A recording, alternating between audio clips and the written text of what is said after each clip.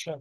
بسم الله الرحمن الرحیم. زموږ تاسو د اناټومي تقریبا یو دېرشم درس مو دی چې هغه نن ورځ درس دی. انشاءالله موږ د عضلاتو موضوعات را شروع کړي وو چې د هغه څخه موږ تاسو انشاءالله نن د خیر سره ابدومین یا د نس مسل موږ تاسو خیر شکو نن د خیر بحث وکړو. مثلا د ابدومین وایي موږ تاسو په نس کې کوم عضلات موقعیت لري. دې باندې د خیر بحث کوو انشاءالله. دا عمومیات موږ تاسو مخکې بحث کړی دی.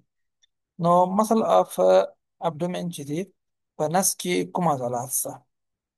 موږ تاسو په نس کې کوم عضلات چې موږ لرو دا موږ تاسو په څلورو برخو ویشو. مثل اف د انټیریو لیټرل وال دی، یعنې هغه عضلات چې د نس قدام ته او لږ بغل خواته موقعیت لري، سیزو یا وحشي خواته موقعیت لري. هغه عضلات مثل اف د پوسټیریور وال، هغه عضلات چې هغه شاته موقعیت لري، د نس شاخواته موقعیت لري. بل مثل اف د سپیریور وال، هغه عضلات چې هغه د نس لوړ خواته موقعیت لري، یعنې ډیافراګم ته شي چې د خیره بحث پر کوو. او بل مسل اف د انفیریر وال، هغه عضلات چې هغه د نس لاندې برخه لاندې دیوال جوړي لاندې خواته موقعیت لري. نو دا څلور ګروپو کې موږ تاسو نس مسل چې شپو د خیره متعلق وو یا بحث پر کوو موږ تاسو.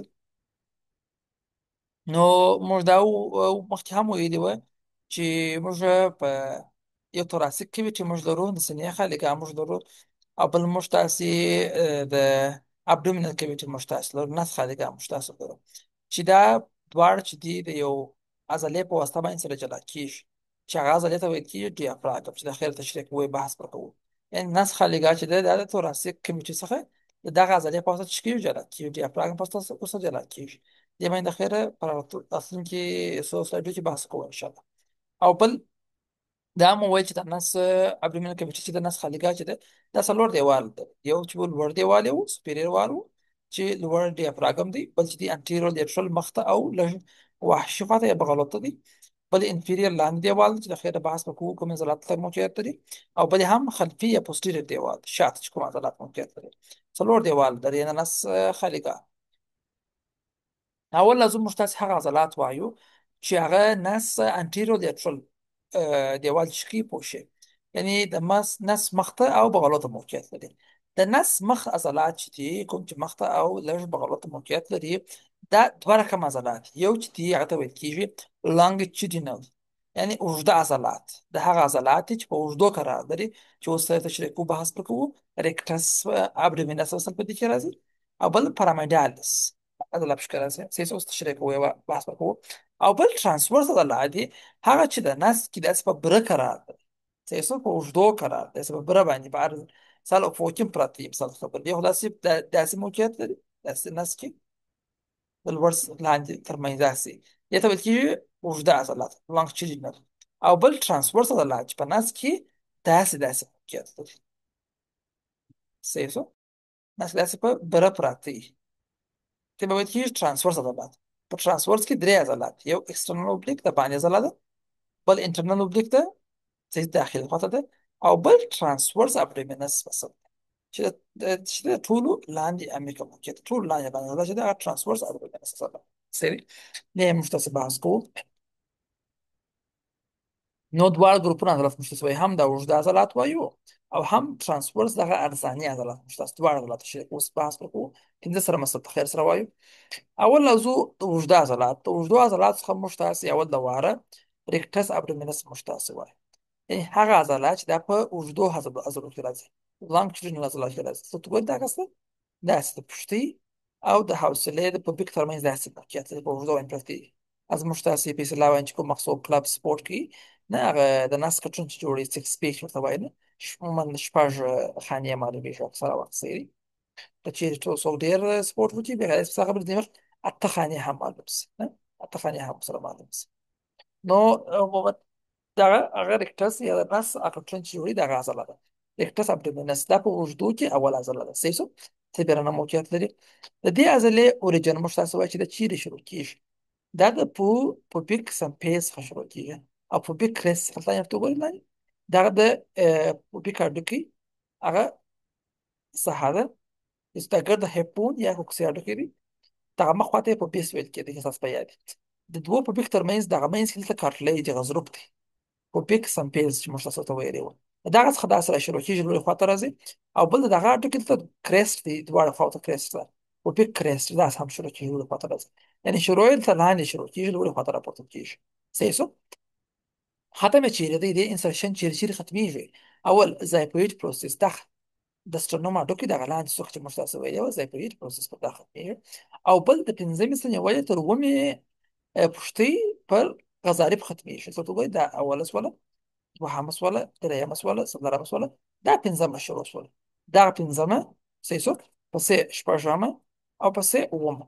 دغه د پنځمې څخه اوومې پورې په دغو غضارفو چې کېږي ختمېږي. دغه پوښتې پر کارتلیج باندې ختمېږي. صحیح دی؟ دا یې ختم شو، انسرشن یې شو دی. دې ته کوم نربونه راځي؟ عموما د اووم د ټي 7 څخه ټي 11 پورې انټر کوسټل نربونه ته راځي. یعنی موږ تاسو ویلي وو چې د پښتۍ ترمنځ موږ تاسې د ساحې ته ویل کېږي انټرکوسټل سپیس. کوم په یاد موږ ویلي وو چې د هرې پښتۍ په لاندې بارډر کې دلته یو ګروپ وه، سب کوسټل ګروپ. صحیح شو؟ موږ ویل چې ورې درې شیان پراته وه. صحیح شو؟ وین، ارتري او نرف ورې پروت. صحیح شو؟ دغه نورو ته انټرکوسټل نرف ویل کېږي. یعنې دغه اول درس کې چې پروت دی په دوهم کې تر 11 پورې. صحیح شو؟ هغه ته انټرکوسټل ویل کېږي. د اووم څخه 11 پورې انټرکوسټل نربونه ته راځي، ته تعصیب ورکوي، چې نربونه ورکوي. او لاندې برخې ته دلته چې بیا دی هغه بیا سب کوسټل 12 چې بیا دی د اخري هغه ته بیا سب کوسټل ویل کېږي، هغه ته بیا انټرکوسټل نه ویل کېږي، ځکه هغه لاندې بله پښتۍ نشته. 12 پښتۍ لاندې موقعیت لري، معنا سب معنا لاندې، یعنې پښتۍ لاندې موقعیت لري، ورې بله پښتۍ نشته چې هغه ته انټرکوسټل وویل شي. دا 11 جوړو ته انټرکوسټل وایي، 12 ته بیا سب کوسټل ویل کېږي. نو د ټي 7 څخه تر ټي 11 انټرکوسټل نربونه ته راځي، او ټي 12 هغه سب کوسټل ته راځي. صحیح دی؟ ښه. وظیفه یې څه ده؟ موږ ویلي چې هغه وخت چې عضلات چې ختمېږي ډېر کار ورې کوي. نو فنکشن وظیفه چې ده لوړ خواته ډېر کار کوي. نو اول ټرنک فلکشن، موږ تاسو چې کوم مخ دغه ټرنک یا نه راکتېږي، انسان چې رکوع کوي نه، د رکوع طرف چې انسان ځي دغه ته ټرنک فلکشن ویل کېږي. په دغه کې رول لري، د عضله سره کوچنی سي، لنډه سره کنټراکشن وکړي او انسان دغه سینه یې لاندې خواته راکتېږي، لکه رکوع چې څوک کوي داسې حرکت. او بل کمپریشن ابډومینل ویسیرا ان ایکسپایریشن، د نس په داخل کې چې کوم اعضاء دي، مثال معده ده، کولمې دي، مختلف برخې دي، د دغو په کمپریشن یا په فشار راوړلو کې هم کومک کوي، په هغو فشار راوړي نه. اکثره وخت هغه ځینې وخت انسان مثال قبض یا نس دردونه یې مثال نه، نس په اشعاعو چې فشار راوړي دغه عضلات فشار راوړي مثال د خبره. او بیا کوم وخت چې انسان ساه باسي په دې کې هم یو څه کومک ورسره کوي، ساه ایستلو کې هم همکاري ورسره کوي. دا و د نس اول عضله چې د اوږدو عضلاتو څخه وه، چې نوم یې و ریکټس ابډومینس. دا د لانګچیودینل عضلې څخه اول عضله وه، شروع یې لاندې وه، لوړ ختمېدله.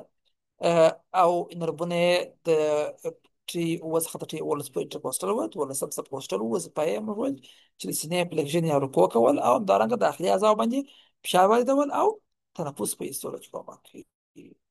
اوس په اوږدو کې دوهمه اخري عضله وایو، چې دا د اوږدو عضلو د نس د اوږدو عضلو اخري عضله ده، دوهمه عضله ده، چې هغه ته پارامایډالس ویل کېږي. پارامایډ خپله هرم ته وایي. تاسو ګورئ دغه عضله داسې د هرم غوندې شکل لري، لاندې برداره لوړ نرۍ ده، هرم په رقم شکل لري.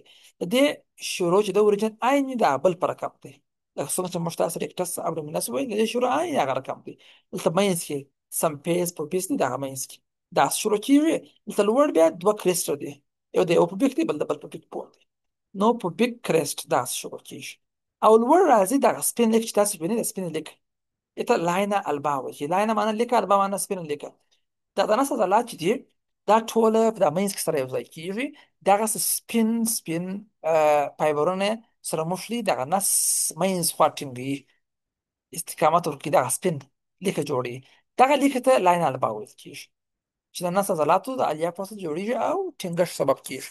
دغه لیکه باندې ختمېږي، صحیح څه لوړ نه راپورته کېږي ډېره.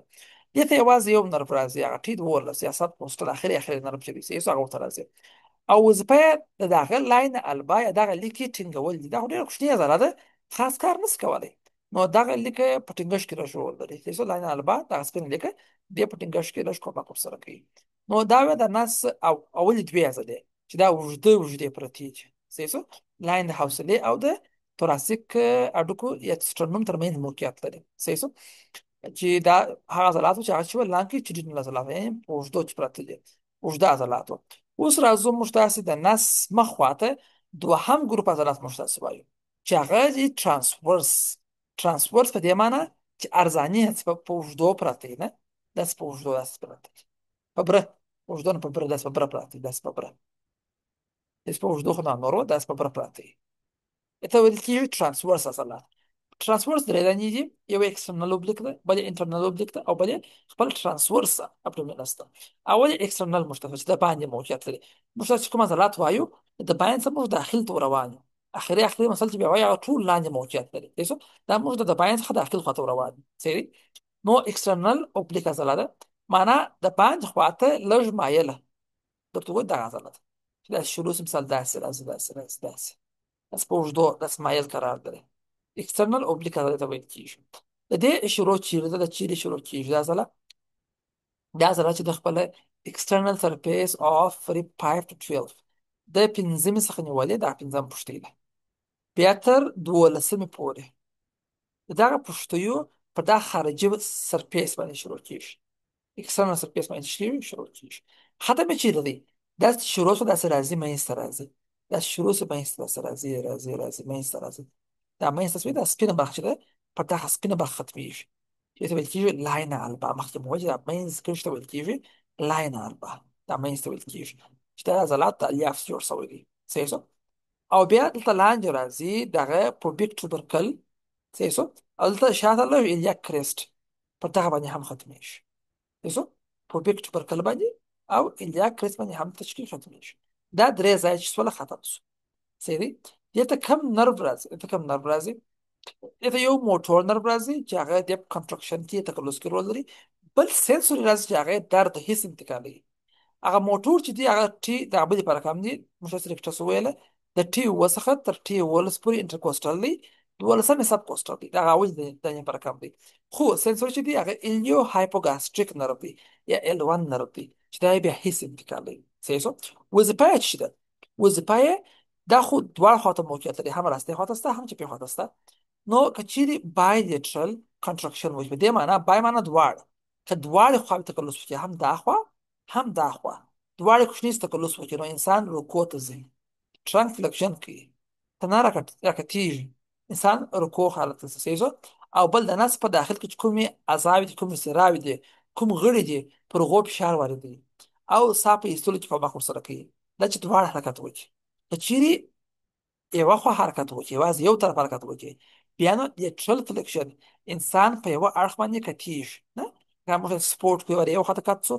بیا بل خواته کټ سو نه دا حرکت رامنځته کیږي د یا ابسلیټرلی عین طرف ته وي او یا مثلا کانټرالیټرلی مخالف طرف ته وي نه انسان مثال خبرې چې شکی ټرانک ته روټیشن ورکی مثال خبرې انسان چې شروع کی سل ځای پر ځای ولاړ دی لږ د تنه سرخي راستي خواته نه څوک سلام ګرځي دا کارت راستي خواته چې په خواته کارت سي دا اپسی معنا چې عین خواته کارت سي کانټرا معنا چې مقابل خواته کارت دي هم خو به سره سيسو دا اوله عضله ترانسورس څخه په وجود کې ما اول اکتساب لمنس ویل دوامو پارامډال ویل بیا مو ترانسورس کې ما اول عضله ویل ایکسترنل اوبلیک مو ویل چې د باندې موقعیت لري داسې مایل قرار لري شاوس شروع یې د 15 ستر 12 پښتۍ سربېرنه برخه او شاوس ختمې د مینز لاین الباوه او لاندې په بیک توبرکل او الیاک کریسټو او نربونه خو نو تیر پر کم مو ویل چې دوم څخه 12 پر انټرکوستل 12 سب کوستل او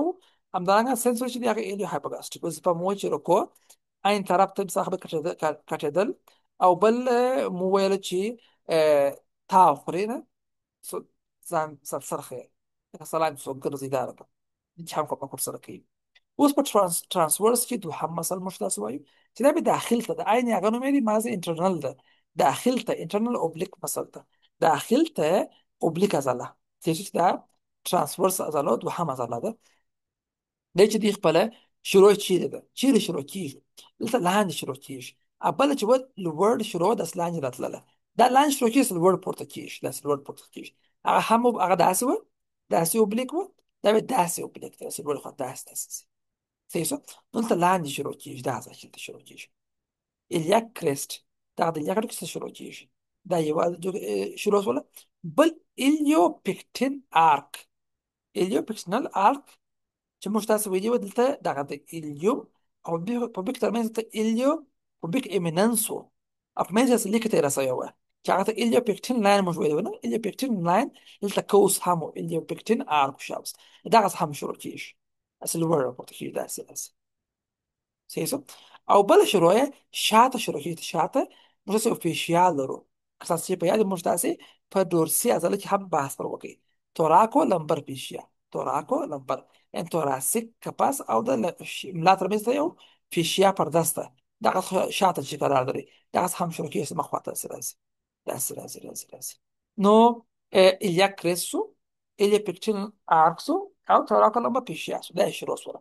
ختمه چیرې دی، چیرې ختمیږي داسې لوړ چې دلته راپورته سي، دلته لوړ داسې راپورته کېږي په انفیریر بارډر آف د ریپ 10 to 12 د لسمې څخه تر 12مې پورې د پښتیو په لاندې بارډرونو باندې، لاندې اړخ باندې ختمیږي.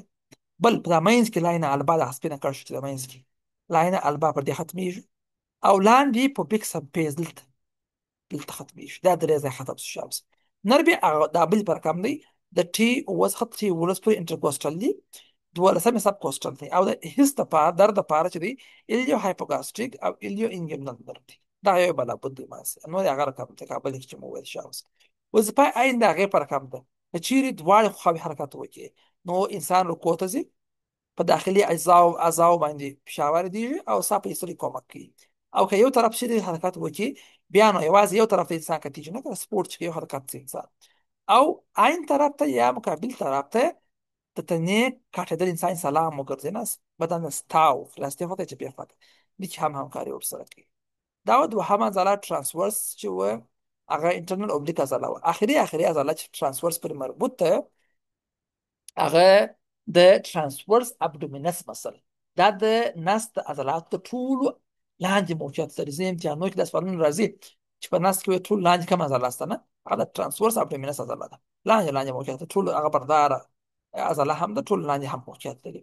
د دې اوریجن یا شروع چیرې ده؟ د اوومې څخه تر اتمې پښتۍ کوم غضارف چې د کارټلیج دي شاوس د هغه پر داخلي برخه باندې ګوري دا ډېر لاندې ده، تاسو چې وګورئ دغه د پښتۍ سوچې معلومېږي وینئ ځکه دا داخل ته ننوځي لاندې. نو د اوومې څخه دا اوومه ده، اوومه، اتمه، نهمه، لسمه، 11 12 لاندې موقعیت پسې لري. د دغو څخه لاندې دغه ظروف څخه را شروع کېږي، دا یو شروع شوله. بل شاته را شروع کېږي، شاته توراکو لمبر فیشیا ده، دغه څخه را شروع کېږي. بل دلته لاندې دغه ایلیا کریست دی، دې څخه را شروع کېږي، او بل دلته یو لیګامنټ شته ایلیو انګیمنل لیګامنټ، دغسې هم شروع کېږي، داسې لوړ راپورته کېږي، منځ ته راځي، داسې منځ خواته راځي، داسې راځي. ختمه چیرې دی؟ چیرې ختمیږي؟ په دا منځ کې په لاینه البا باندې چې کېږي ختمیږي. صحیح شو. لوړ دلته زایپویډ پروسس په دا ختمیږي د دغه هډو کې سټرنوم هډو کې، او لاندې دلته سمپیز په بیس باندې چې ختمیږي، دا ختم شو. وظیفه دغه بل موږ چې ویله چې که چیرې دواړو خواو حرکت وکړي دلته بیا ټرانک فلیکشن نه راځي، ځکه دا خو لاندې ننوځي داخل خواته، نو ته نه ډېر نه کته یا په رکوع کې ډېر همکاري نشي کولی، خو د نس په داخل کې چې کوم اعضاوې دي په رکوع ډېر فشار ورکولی شي. چې دواړو خواوې حرکت وکړي د نس په داخل کې په اعضاو باندې فشار واردوي، ساه په ایستلو کې همکاري کولی شي. او که چیرې بیا یو طرف حرکت وکړي بیا نو د انسان په کتولو کې انسان راسته خواته کت شي، چې بیا خواته شي کت شي، تاو شي، په دا کې همکاري کولی شي. نربوین دغه بل موږ ویل دغه رقم نربوین دي عین هغه نربونه دي د ټي اووه څخه د ټي 11 پورې انټرکوسټل دی، 12 سب کوسټل دی، او د درد هیڅ لپاره چې دی هغه ایلیو هایپوګاسټریک او ایلیو انګیمنل دی. دا و د نس انټیرو لیټرال عضلات، د نس مخته او وحشي چې لري وحشي ته موقعیت لري. دا و د نس قدامي دیوال یا لیټرال دیوال چې موږ تاسې ویلي په هغه کې موقعیت درلودی. دا 15 عضلات موږ تاسې ویل چې دوه یې په اوږدو پراته وه، اکټس ابډومینس وه او پرامایډالس وه، او درې ترانسورس په اکسټرنل اوبلیک، انټرنل اوبلیک او ترانسورس ابډومینس عضله